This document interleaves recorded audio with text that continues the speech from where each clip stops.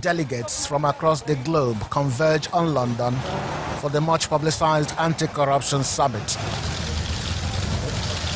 Nigeria's President Muhammadu Buhari is one of the delegates.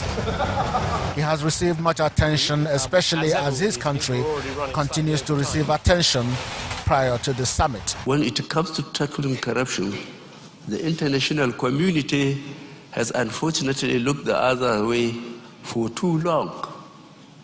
We need to step up and tackle this evil. Host Prime Minister David Cameron, speaking on why he convened the summit, says corruption is at the heart of most problems in the world today and therefore requires a global solution. Again, today you'll see we are committing to setting up an international anti-corruption coordination centre here in London, inside our National Crime Agency, bringing together countries. We're going to see asset recovery legislation brought forward in 21 new countries who haven't currently got that legislation that they need.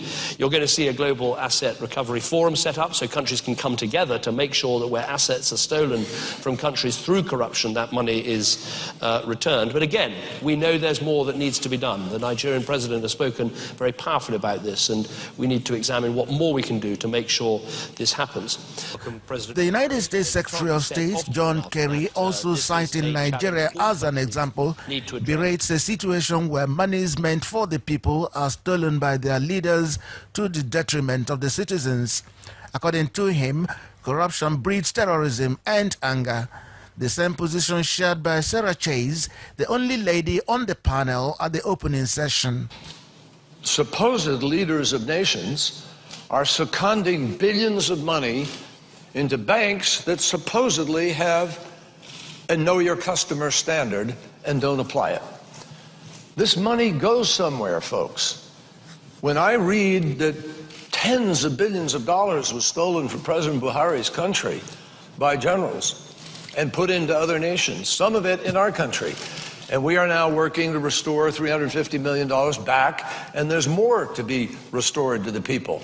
And every one of those $1 million that comes back to a country is the opportunity to provide a desk and a chair and a school and shelter and health care and meet the needs of nations. I think it is so unbelievably courageous to hold this summit, to launch this dynamic in this town now, because this event was guaranteed, right, to expose how very interconnected and international these sophisticated criminalization organizations are.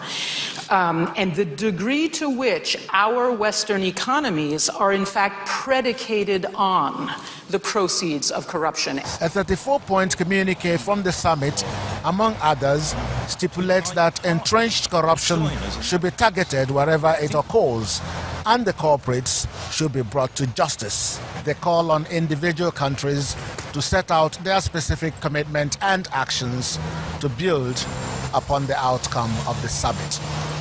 Chukwuma Onwekuse in London for Channels Television News.